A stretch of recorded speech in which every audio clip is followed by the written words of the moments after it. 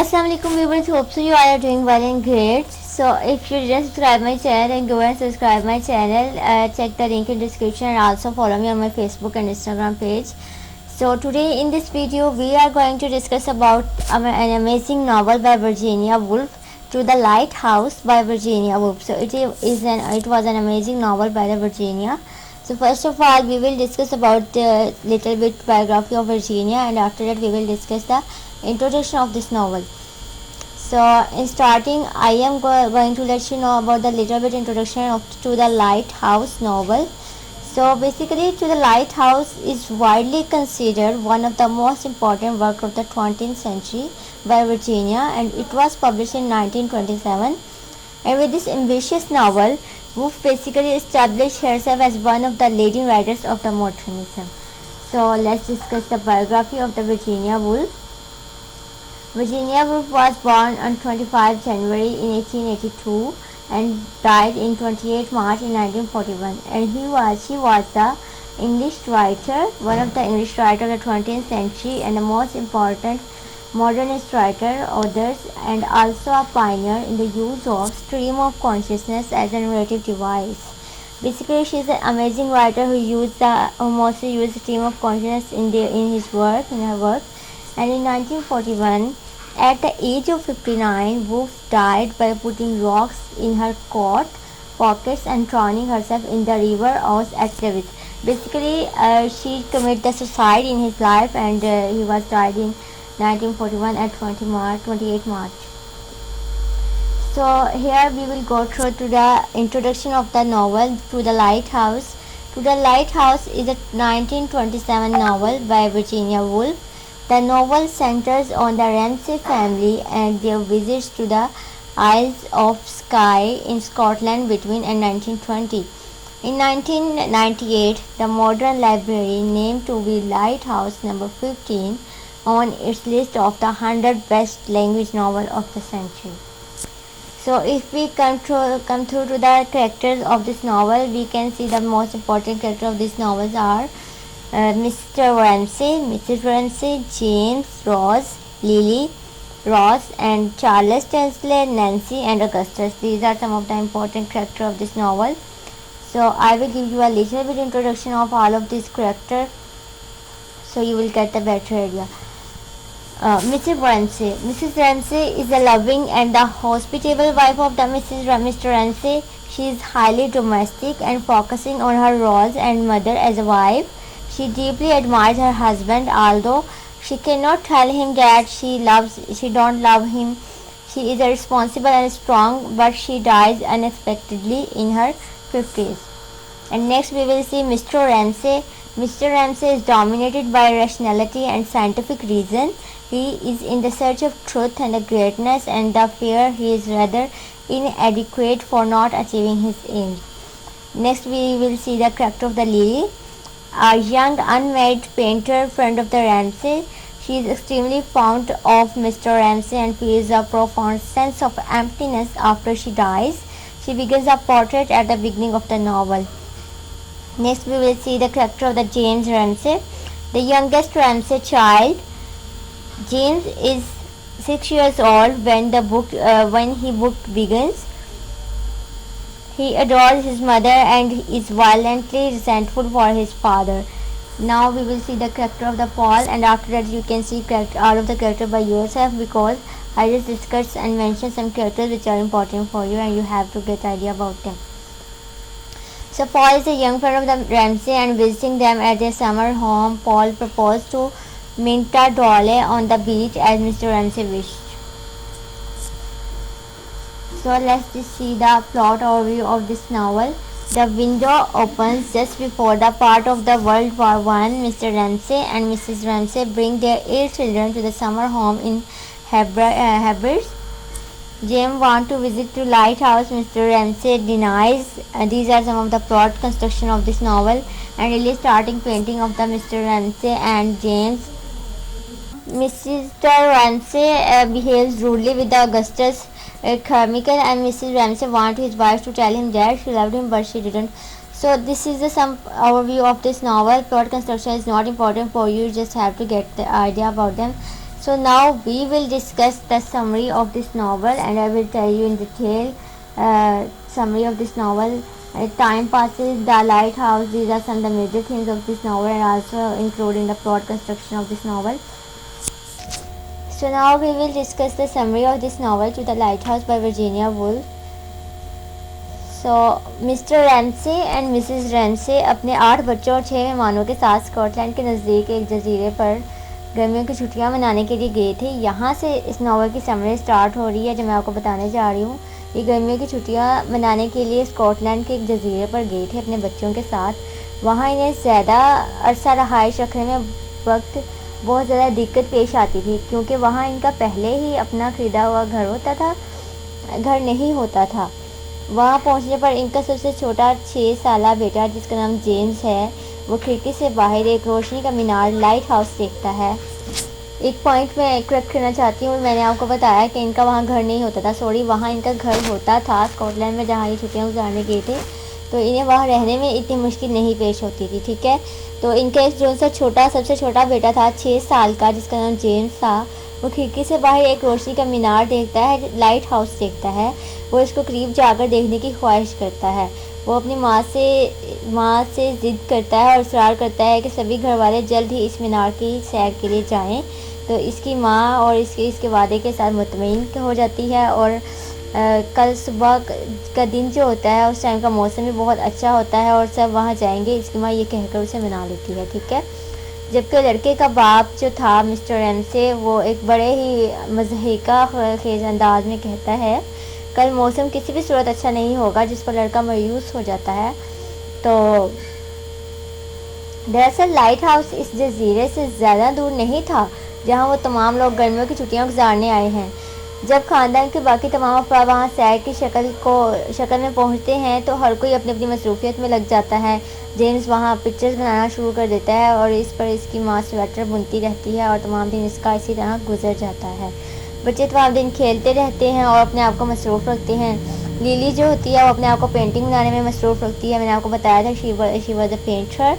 And बूढ़ा जो होता है ऑगस्टस, वो तमाम दिन ऊँघने में मसरूफ़ रहता है, स्टार्ट डॉजिंग एवरीडे। एंड जब वो सोता है तो बहुत से ख्वाब देखता है। टेंसले अपने उस्ताद मिस्टर रेमसे के साथ एक मसले पर बहस में मसरूफ़ रहता है हत्ता कि शाम हो जाती है, ठीक है। जैसा कि वर्जीनिया वुल्फ के दूसरे नावलों में हम देखते हैं कि स्ट्रीम ऑफ कॉन्शियसनेस की तरकीब इस्तेमाल होती है और अपने तमाम किरदारों को तमाम दिन की मसरूफियात, मशागिल और गर्मियों के के तौर पर रिकॉर्ड करती हैं।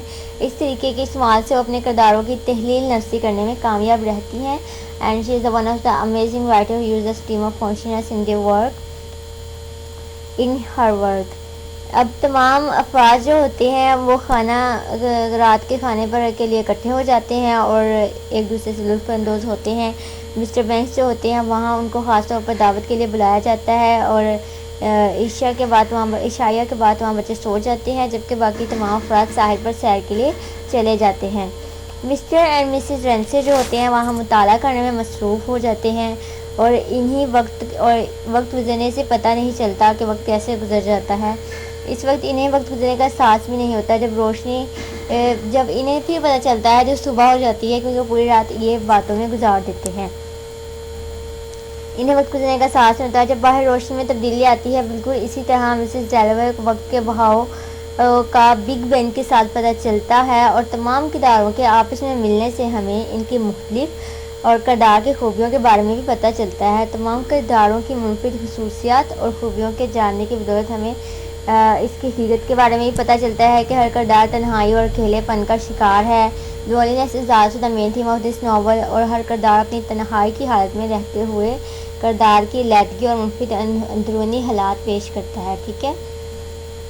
सो दरअसल बेसिकली ये जो नावल्स होते हैं ये मुख्तलिफ़ किरदारों की माजी की सरगर्मियाँ जो होती हैं, तजुर्बात, वाक़यात और हादसात वगैरह के मुताले का दूसरा नाम होते हैं। वर्जीनिया वुल्फ जो थी बेहतरीन फनदारी की खसूसियत में एक खसूसियत रखती थी और तमाम किरदारों को एक दूसरे के साथ रहने के बावजूद हर किरदार की अपनी शख्सियत में एक मुनफरिद खसूसियत भी रखती थी।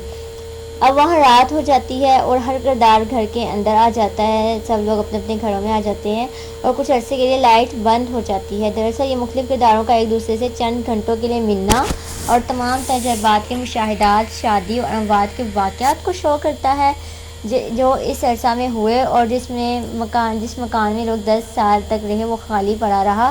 یہ وہی تجربات اور مشاہدات ہیں جو مختلف کرداروں کی شادی اور موت کے واقعات ہیں، جو ابھی تک مختلف کرداروں کے ذہنوں میں نقش ہو گئے ہیں اور ان کی خود کلامی انٹیریئر مونولوگز کی صورت میں منظر عام پر آ رہے ہیں۔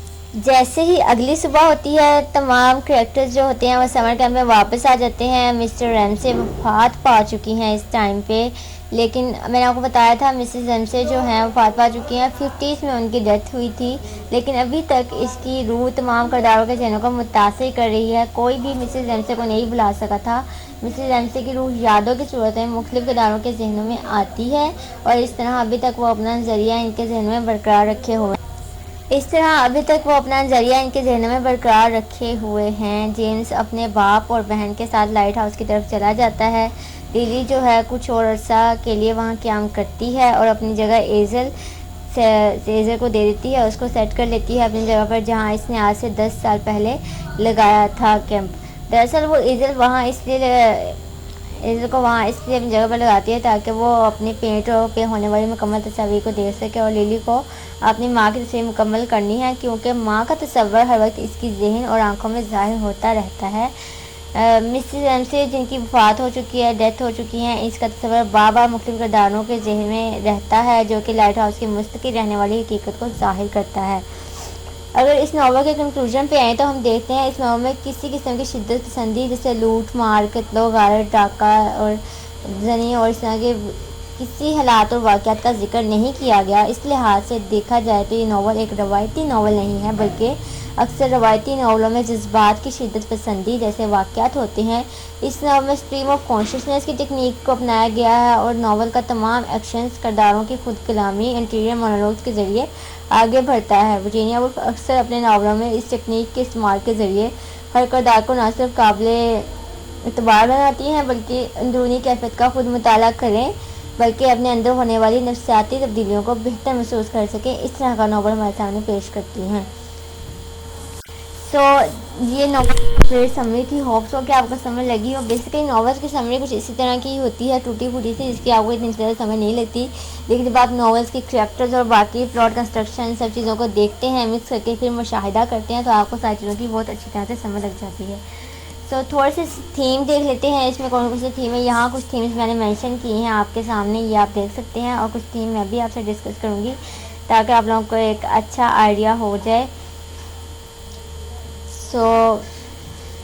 Mr. and Mrs. Ramsay takes completely different approach to life. He relies on his intellect and while she depends on her emotions. یہ دونوں جو تھے مسز ریمسے جو تھے، یہ دونوں ایک دوسرے سے بالکل ریورس تھے۔ وہ ریلائی کرتے تھے اپنے انٹلیکٹ پہ اینڈ شی ڈپینڈ کرتی تھی اپنی ایموشنز پہ۔ Mr. Ramsay reflects that even the most enduring of the reputations, this realization accounts for the bitter aspects of his character. Now we will discuss the subjective nature of the reality. Towards the end of the novel, Lily جو تھے ہم دیکھتے ہیں کہ in order to see the Mr. Ramsay clearly, to understand her character completely, she would need at least 50 pairs of eyes. Wolf technique instructing the story mirrors Lily's exertion with the various perspectives. Wolf نے بڑے ہی پیار structure سے story کو technique use کر کے structure دیا ہے۔ کچھ تھیمز میں بھی آپ سے ڈسکس کروں گی۔ واٹر جو ہے بہت امپورٹنٹ تھیم ہے اس ناول کا۔ Basically, water has a great role throughout the novel. In particular, as the characters spend a great deal of time looking at the sea and separate the Ramsay summer home from the lighthouse. The symbolism of water is complex, however, for it seems to be present both permanence and the reality. So, time is also the most important theme of this novel. Time is an essential component ہے experience کا اور reality کا، and in many ways this novel is about the passage of the time. However, as for reality, Woolf does not present time in a traditional way.